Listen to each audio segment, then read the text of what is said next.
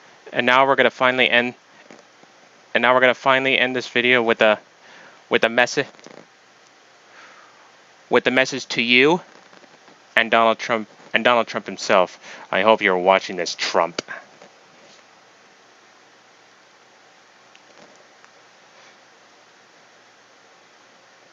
What this campaign is about is whether or not we maintain democracy in America. And when you have a president who is behind in every national poll, occasionally by double digits, who then tells his supporters that the only way we can lose this election is if it's rigged, what do you think he is telling the American people? I can't lose. Either we win, or if we lose, it's rigged. I'm not going to leave office. And what we have got to do in the next 2 months is focus the attention of the American people on a president who is not only a pathological liar, but who is undermining American democracy. And there is a reason, like a number of Republicans are coming out for Biden. It's not because they support Biden's ideology, or they certainly don't support my ideology, but they understand that we have a president who is threatening our democracy, a president who does not believe in the Constitution or the rule of law. That's where we are today. Sad to say. I wish we could be having a debate now about healthcare, education. I wish we could. We are having a debate about whether or not we retain American democracy. And I would hope out there that those conservatives, those moderates, certainly those progressives, we may have disagreements on a million different issues, but we will fight out those differences within the democratic process. Today, we have got to come together in a united front, if you like, and say to this president, Donald Trump, sorry, too many people fought and died to preserve American democracy. You're not going to destroy it. Join the movement. And he's right. We will not let Trump destroy our democracy. Ever.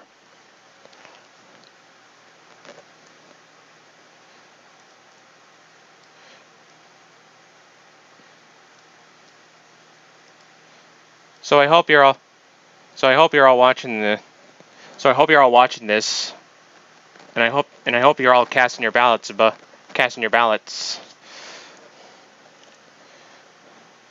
Because we cannot let Trump here get reelected, no matter what. Because if he does, America's democracy will die and turn into a dictatorship. So, chant with me, not Trump. Say that with me, not Trump. But also remember the third party option. Unless your state has ranked choice voting, don't vote for Howie Hawkins. I'm sad to say, vote for Biden. But you can try and pressure your government to input ranked choice voting from now until election day. Take the risk.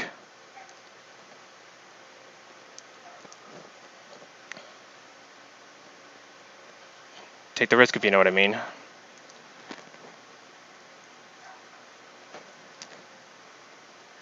And try to,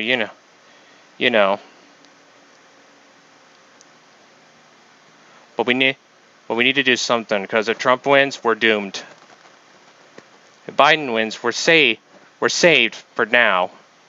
But if he is like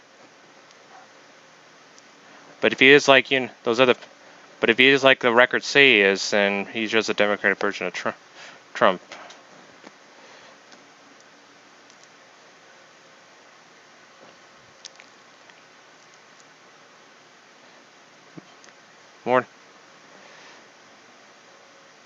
More to them.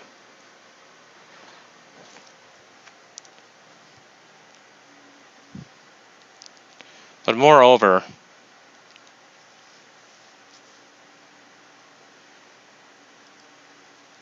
I'd like you to remember these 10 steps.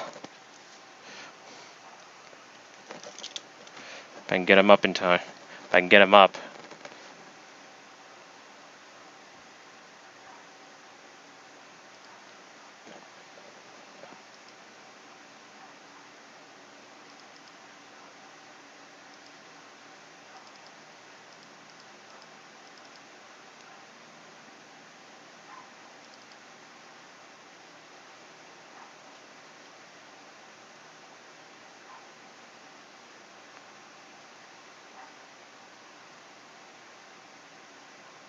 And also at the end of the video, I'll be leaving some special end screen annotations and some special channels that you can subscribe to, like No Label, videos channels, you know, even in the eye icon at the top. And just in case if I don't have the, you know, just in case if I can't fit all of them in the, maybe in the comments section too, if I can't fit it all.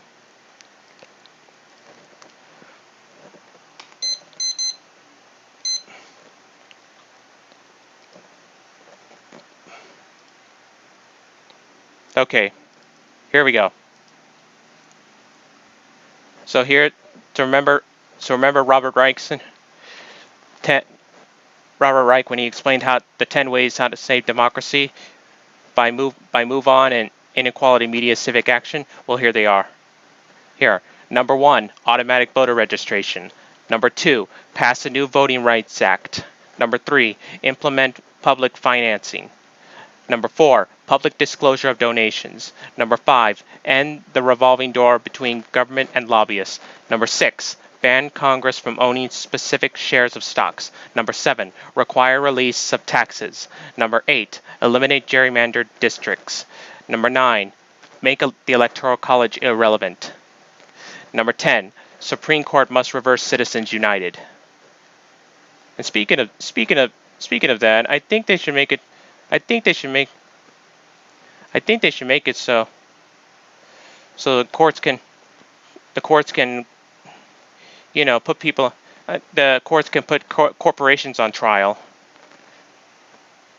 or the individual, not just the individual. That way the CEO, especially if he knew about the whole thing and try to cover up, wouldn't get away scot-free. And the corporation would have to pay the price.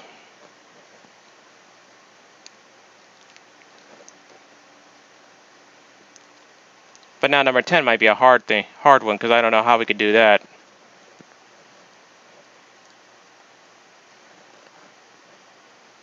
And as for number 7, that's probably an easy one, especially in the U.S. presidential election. We can make it a definite requirement to release your tax returns before a certain date. Otherwise, you're out of the race. If you don't release them before this date, you're out of the race. No excuses.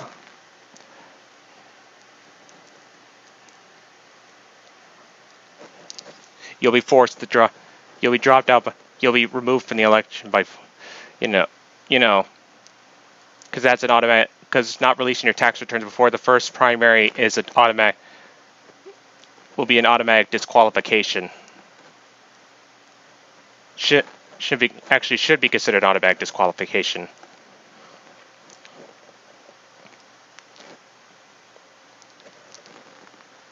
Tell me what you think of that last idea in the comments section, or in the chat box on the right of the screen, or in the comment section down below.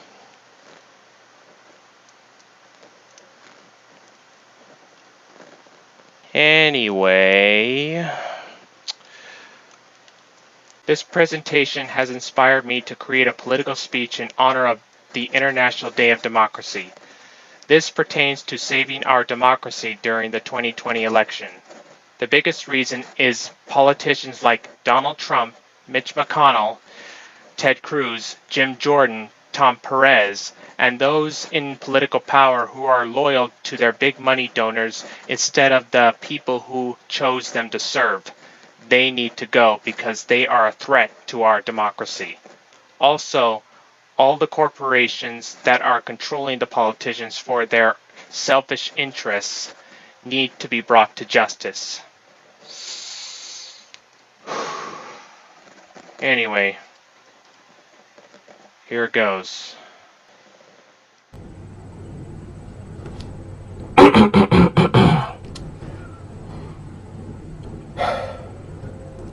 In my opinion, Donald Trump is a tyrant. End of story. These are the reasons that I believe so strongly. He has exaggerated his mandate to govern.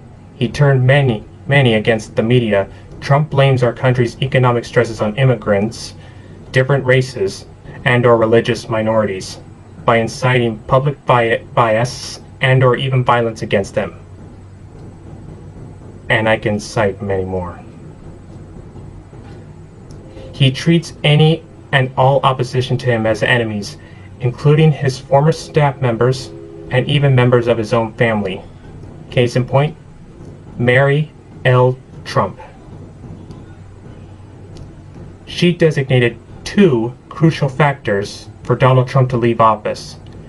She has even suggested that her uncle is attracted to authoritarian figures like the Russian President Vladimir Putin, mainly because of how his father, Fred Trump, treated him. To top it all off, she created a book called Too Much and Never Enough: How My Family Created the World's Most Dangerous Man, which, when released, racked up a record of 950,000 copies sold, and on its very first day.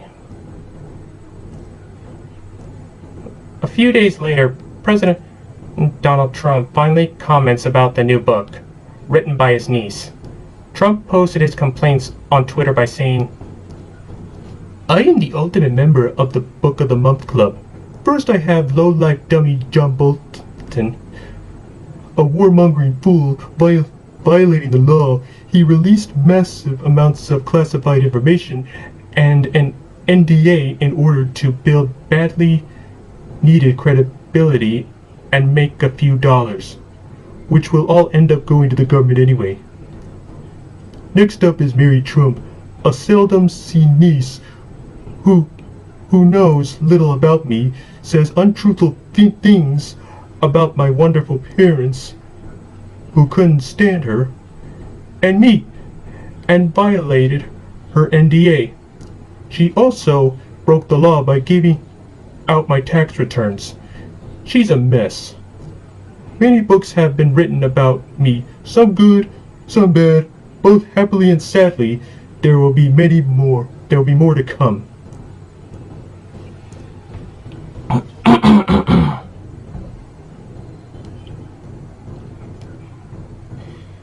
He appointed members of his own family to high positions of authority.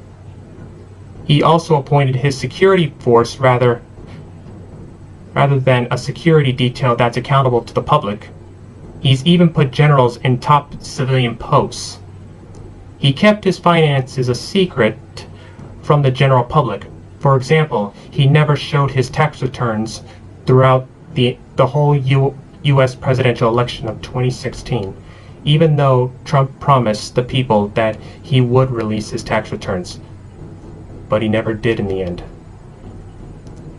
Finally, he repeatedly lies to the public. A good example of that is the Woodward tapes, because they revealed to the American people that Trump knew the dangers of COVID-19. However, he instead downplayed this serious problem that America is facing right now. He probably did it to help him get reelected in the 2020 United States presidential election by letting the virus spread all over the United States and prevent people from going to the polling places.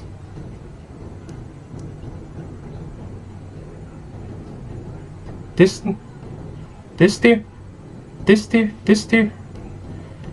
theory might be correct, since Trump is now trying to lessen or stop mail-in voting by undermining the United States Postal Service. To make matters worse, to make things worse, if he succeeds and gets reelected to a second term in office, then our country will be in trouble, because our nation will be unable to survive another 4 years of Trump. So for the love and sake of our country, do not cast your vote for Donald Trump, no matter what.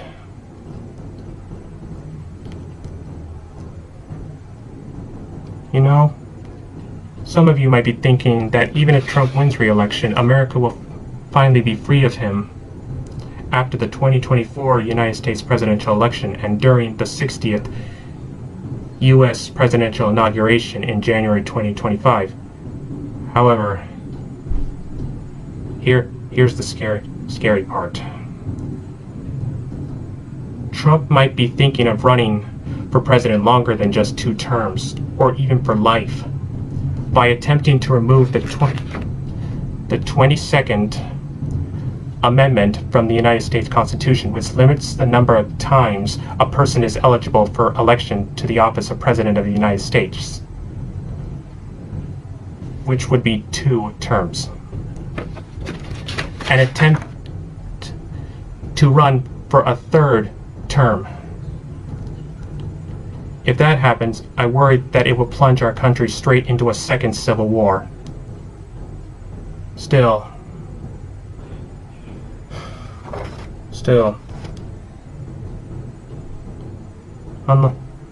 unlike the first one, this one would be the United States of America versus the United Corporations of America. So, I believe that we can temporarily move away from the war on terror for now. Anyway, because it is mostly over in the United States. I think there will be a different type of war fought in the United States.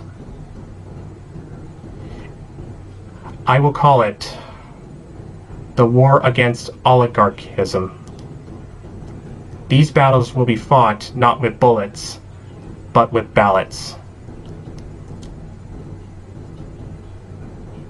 So, consider this election and future elections as no longer a battle between political parties, but a battle between those who want our country to be a democracy or an oligarchy.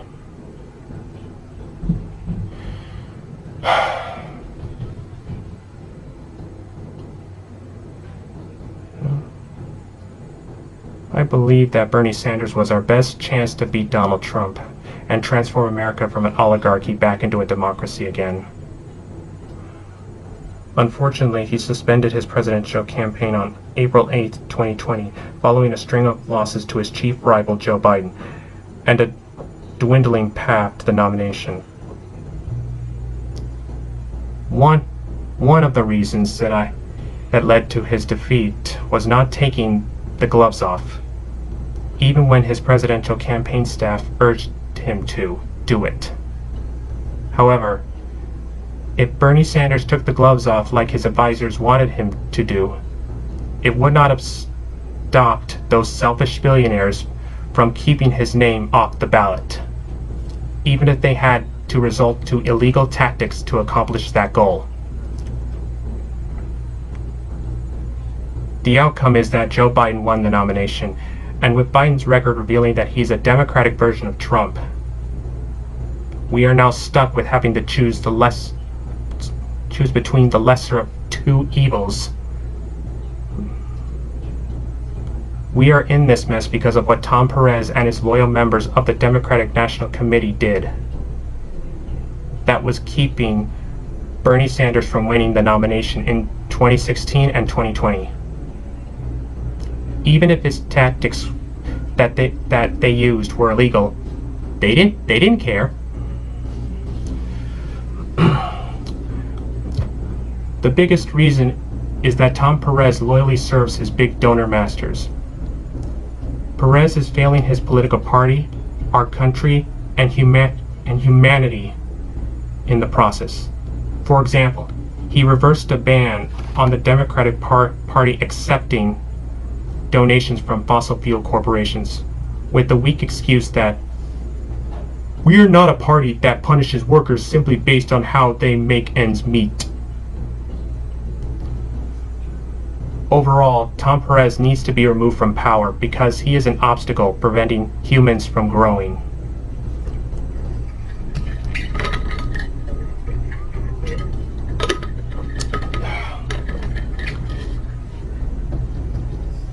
However, Do not give up hope just yet, because there is another Bernie-like candidate who is still in the 2020 U.S. presidential election.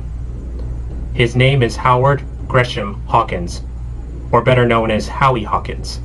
He secured the nomination for the Green Party. He chose as his running mate Angela Nicole Walker. However, there is good news and bad news for his presidential campaign and supporters.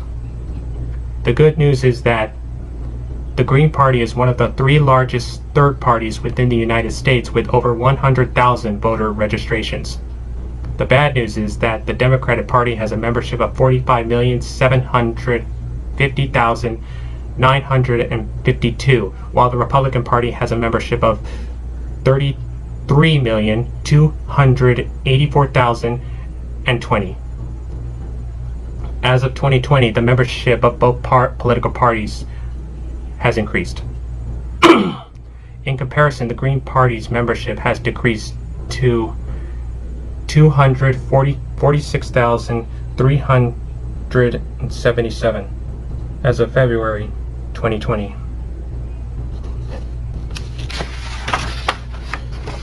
The Green Party's biggest challenge is the difficulty of overcoming ballot access laws in many states. However, their party shows activity in all but a few of the states. Unfortunately, here is where it becomes challenging for Howie Hawkins. So, for Howie Hawkins to win the presidential election, he would need to secure 3/4 or more votes out of all the current registered voters. A task that seems impossible to accomplish, given the amount of time left before Election Day.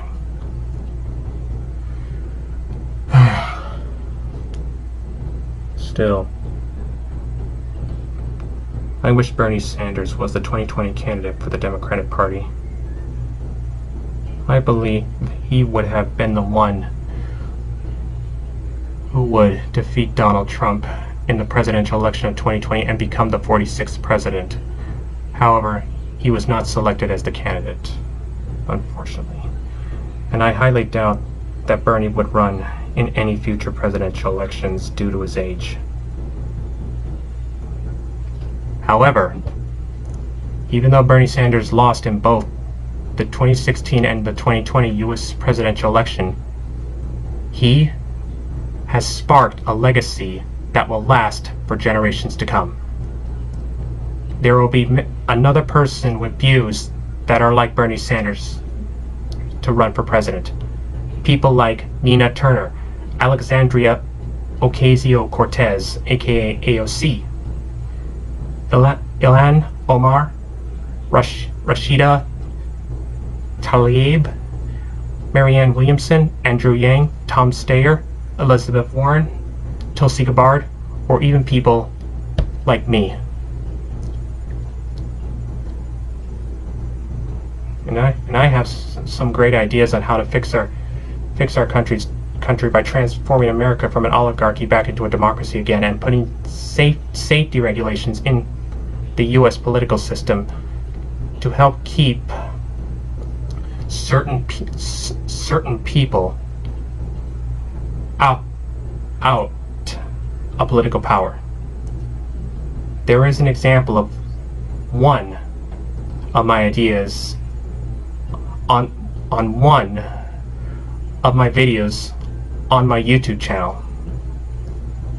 Contained in the video is where I revealed my ideas for new international laws on the World Day for International Justice, which is observed annually on July 17th. One of those ideas is called Crimes Against Democracy, in which things like gerrymandering, voter suppression, electoral fraud, meddling in foreign elections, attempting to transform a democracy into an oligarchy, autocracy, anarchism, or any other type of political power source that is not a democracy, and maybe more that involves taking power away from the people in any way, shape, or form, will be considered a crime against democracy.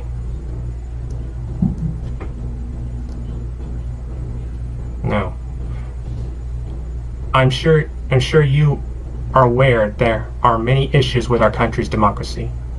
The good news is that many people have explained the problems and how to address them. However, the bad news is that knowing the issues is not enough to fix the issues plaguing our democracy. But that's where we, the people, need to step up. Unfortunately, many people choose not to get involved in politics and exercise their right to vote. The reasons could be like, I don't want to get involved. Or, it doesn't concern me. The biggest reason for why you need to vote is the possibility that you could lose your rights. Bernie Sanders once said, "We win when we are united." Yes, we are all different, but we don't have to be the same in any way, shape, or form to be united. After all, there is an old saying that if everything and or everyone is the same and or perfect, then this country and our world would get pretty dull that quick. After all,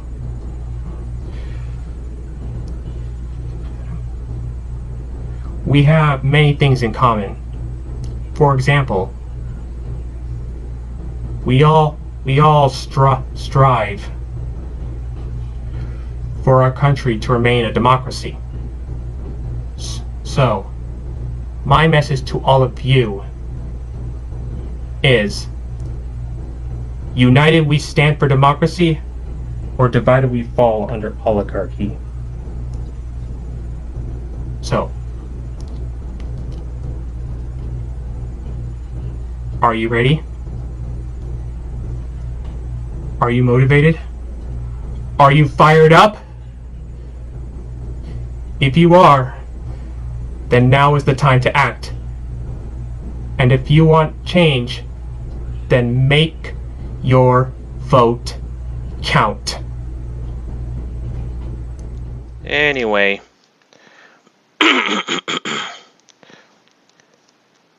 Thank you for taking the time out of your day to watch this YouTube video. Now, be sure to click that like button, subscribe to my channel, and click that little bell icon to be notified of future content on my YouTube channel. Also, please share this video with as many people as you can. Friends, family, strangers. The possibilities are endless. Oh, and don't forget to leave your remarks in the comments section below, or in the live chat box on the screen's right.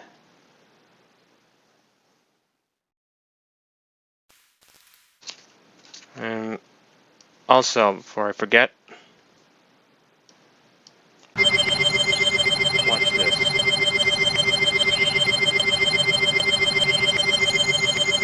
This is what I'm hoping. This is what I'm hoping for this YouTube video you're watching right now.